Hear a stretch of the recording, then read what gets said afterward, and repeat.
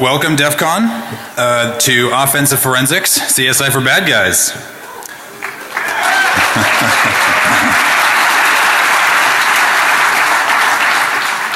I am, if you can read, Benjamin Caudill, Principal Consultant of Rhino Security Labs. And I kind of want to get this talk started off with a story as to kind of how this concept came about. I was doing a pen test several years ago with, actually when I was kind of a junior assessor, for a financial institution in a case a while back where during the information gathering phase we had determined that the company had gone from kind of a decentralized infrastructure to a centralized one, which really just means that they have database servers now.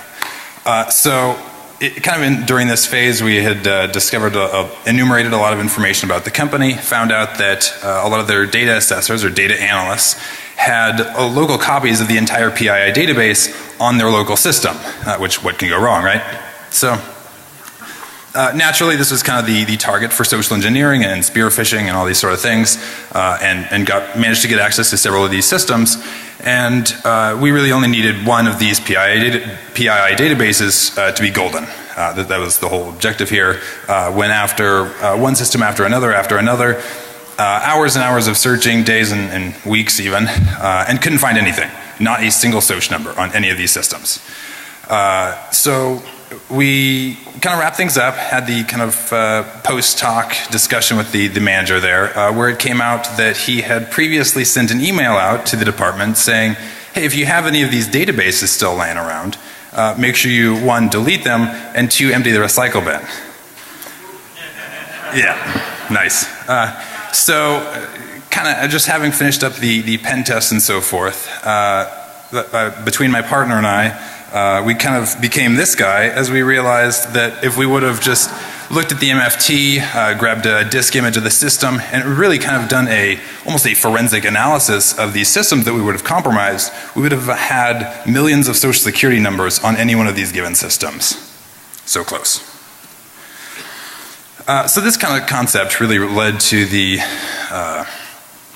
concept I'm kind of talking about today, offensive forensics, and this is really where I realized that if I would have taken a more forensics-based approach to the kind of post-exploitation phase and information gathering and so forth, we would have had a lot much more success. Again, this is not really a talk so much about the forensics side of things, it's more about forensics applied in a new and unconventional way. So again, I am Benjamin Caudill, Principal Consultant with Rhino Security Labs. Have some experience in pen testing, social engineering, web applications, that sort of thing. About 4 years in security now, been with aerospace and defense industry. I mentioned finance a little bit, been doing consulting recently, kind of the normal stuff. About 8 years in IT, so I'm a well-versed nerd. And a number of certifications, but again, we're at Defcon, so who really cares about that? Someone started drinking early. So the overview of the talk. So we're going to start with kind of the traditional forensics, a little bit about the background on that and what that means and kind of how this ties into everything. I'm going to jump into kind of the offensive side and offensive forensics, introduction of that, the basics and everything. And then I'm going to kind of do a deep dive into really the technical details here, looking at the memory forensics, the potential and problems we have with that, disk and registry. Again, a lot of these examples are Windows based, and kind of the potential and problems with the disk and registry side. And then towards the end, releasing a new Metasploit module to kind of cover all the things that I have previously discussed, some quick usage, and hopefully a demo.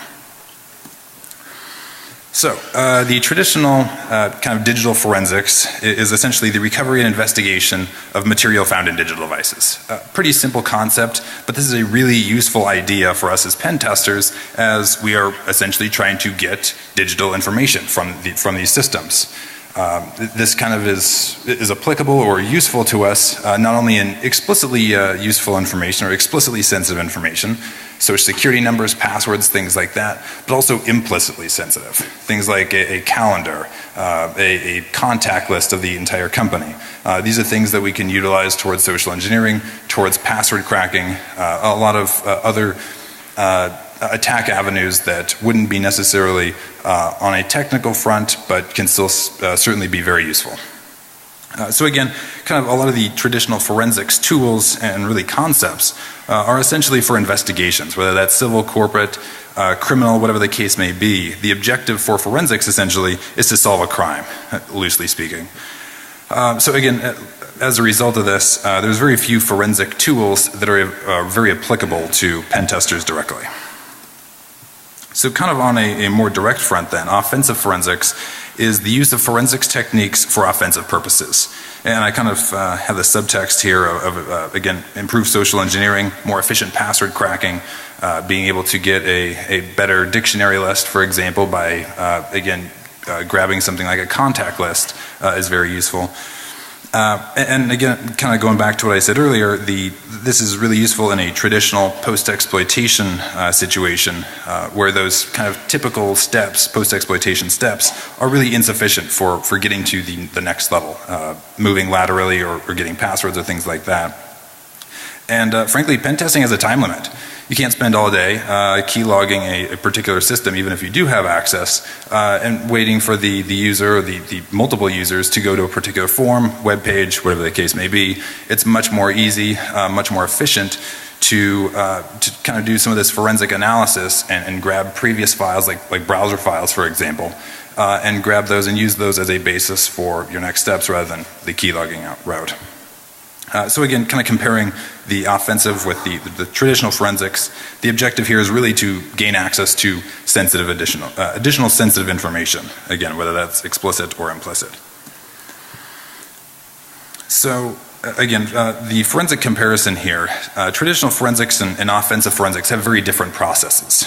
Traditional forensics, again, even with a live analysis, the process is essentially grab the memory, pull the plug, do disk forensics, and get a lot of those files that you couldn't access when it was live because they're being used by the OS. I use the example here of hybridfill.sys, pagesys, things like that, and of course the Linux complements there. A live analysis for offensive forensics is very different because you don't have physical access, or it's assumed that you don't. We can still grab memory. We have the benefit of not having to worry about the legal side of things. We don't have to worry about chain of custody, potential loss or modification of evidence, and really the legal analysis.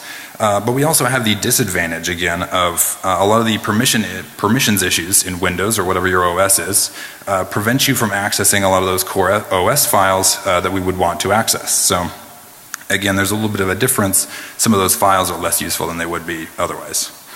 On the data analysis, again, it's assumed that you have physical access to the box when you're doing a traditional forensic analysis of things, which we can also kind of presume is the case with offensive forensics, but is not as common. In addition to that, also we lose the potential kind of user interaction or live memory exploitation of having the user actually be on the system at that time. If you happen to be typing in your password at the same time that I'm grabbing a memory dump, I win.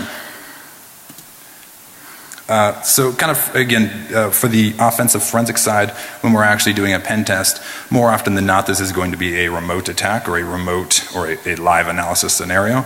So I'm going to kind of focus on the live analysis situation from here on out. So kind of diving more into the technical details here. On the memory side, we have a wide range of things that we can look at. And again, memory forensics is in itself its own science. So this isn't, again, not a forensic lesson, but more of an application lesson. This range is kind of from the simple, again, Windows clipboard, I use it as an example, applicable when you're talking about password managers, copy, paste, if I grab it at the right time, again, clear text passwords, to kind of the niche command line history. I've never actually seen this myself, but DOS/history will give you a full list of everything the user has typed in that given session. Again, theoretically, this could bring up anything from added users for like a sysadmin case to FTP, telnet sessions, and any number of other things. As well as kind of a more fragmented subject, things like passwords, key files, encryption keys. At the very least, you can grab encryption keys and things like that. There's numerous papers on TrueCrypt, for example, being able to grab the encryption key and open containers. But again, as I mentioned with the Windows clipboard example, in certain cases you can actually grab clear text passwords from any given process. Another one I wanted to mention was kind of on the almost on the privacy side is private browsing and sandboxing. There's a lot of kind of despite the moniker of porn mode, a lot of these private browsers are actually used by users because of the implied sensitive nature of the browser. You can't, there's no records kept and so forth, and so it would be theoretically more secure to go to your bank or go to a sensitive site, things like that. And again, there's multiple papers on the flaws with a lot of this logic. The one that comes to mind is IE's in private, which actually writes files to disk during that private session. It deletes the files at the end, but again, going back a slide or two, being able to recover those files through the MFT and grab those deleted files essentially allows me to replicate or look into your private session, which who knows why you're doing that. Along the same line, another kind of example of this is when you're actually catching this in memory, there's a lot more kind of unique identifiers for nearly every one of these private browsers that if you were to catch it in memory, do a memory dump or so forth, you could actually identify that this is running as a private session, which again could highlight kind of to the pen tester why the user is doing that and might be something to look at specifically. And actually, we are working on a volatility plugin to do exactly this, but I wasn't able to get it done today, so look for it. On the disk and registry side, there's a number of files here that I'm going to list and kind of areas really to look at. The first one that really comes to mind here, kind of through my own research, was browser files. Every one of the 4 or 5 major browsers has some sort of browser leakage to one extreme or the other. But all of them are useful. I use the example here of Firefox, really just to pick on them, but all of them are kind of the same case. I list a number of Firefox files here, key3.db, kind of from the obvious or the simple password files, bookmarks and history, again, in the right context, certainly useful, to things that are a little bit more subtle but certainly interesting, like the formhistory.sqlite file is something I'm going to look a little bit more into, which provides all the saved form data for the particular browser.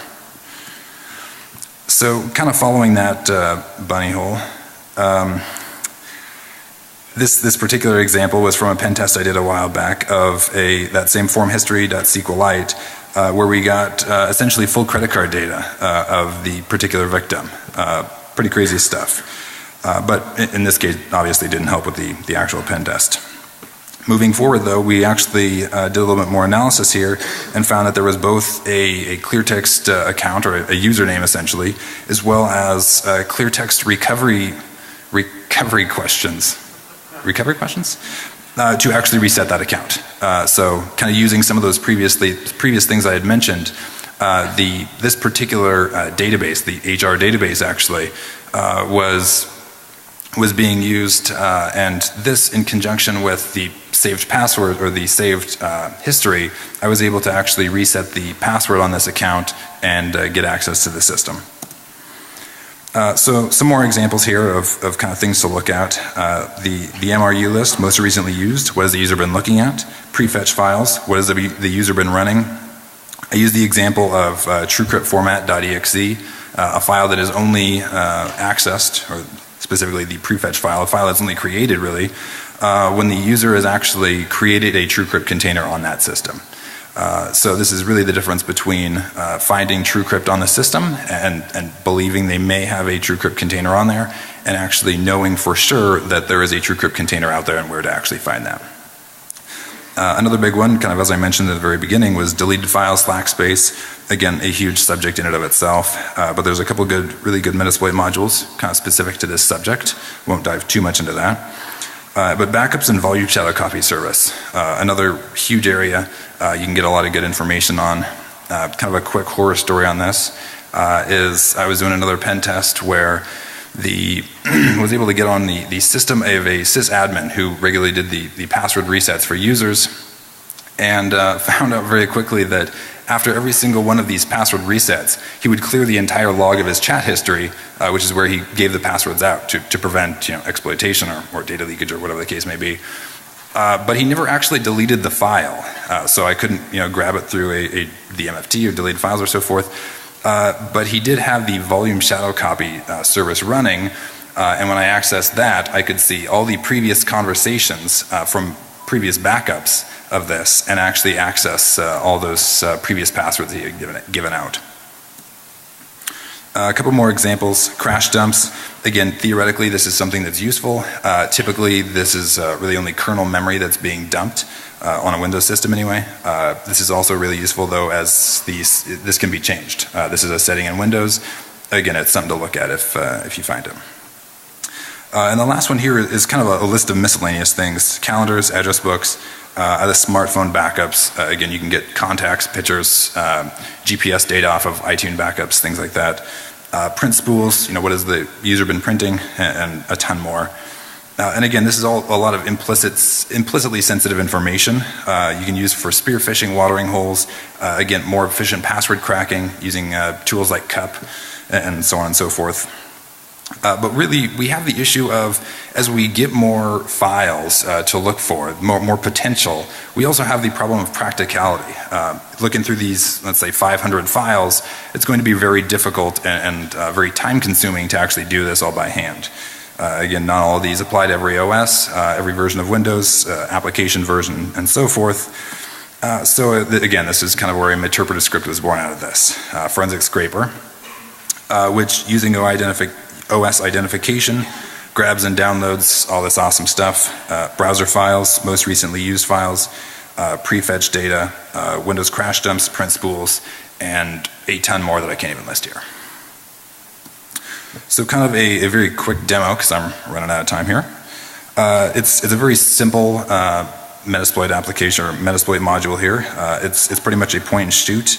I threw up a couple quick snapshots here. The first is some IE cookies. You can see in the Windows directory there. And very shortly thereafter is network shortcuts, which is all the network shortcuts that are saved under my computer. Again, useful stuff.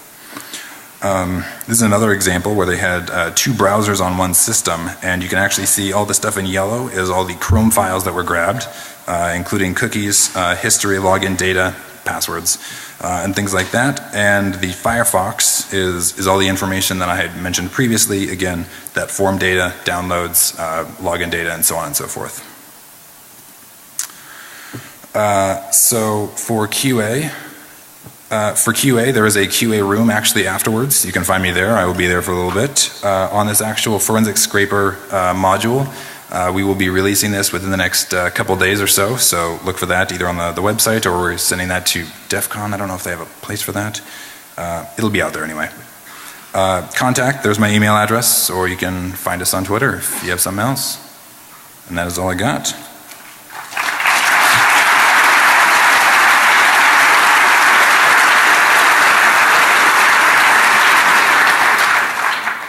Welcome, Defcon, to Offensive Forensics, CSI for Bad Guys.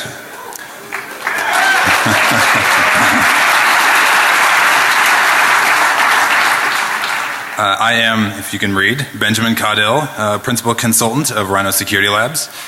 And I kind of want to get this talk started off with a story as to kind of how this concept came about. I only needed one of these PII databases to be golden. That was the whole objective here. Went after one system after another, hours and hours of searching, days and weeks even, and couldn't find anything. Not a single SOCH number on any of these systems. So we kind of wrapped things up, had the kind of post-talk discussion with the manager. A pen test several years ago with, actually when I was kind of a junior assessor, for a financial institution in a case a while back where during the information gathering phase, we had determined that the company had gone from kind of a decentralized infrastructure to a centralized one, which really just means that they have database servers now. During this phase we had where it came out that he had previously sent an email out to the department saying, hey, if you have any of these databases still laying around, make sure you, 1, delete them, and 2, empty the recycle bin. Yeah, nice. So kind of just having finished up the pen test and so forth, between my partner and I, we kind of became this, enumerated a lot of information about the company, found out that a lot of their data assessors or data analysts had local copies of the entire PII database on their local system, which what can go wrong, right? So naturally this was kind of the target for social engineering and spear phishing and all these sort of things, and managed to get access to several of these systems, and we really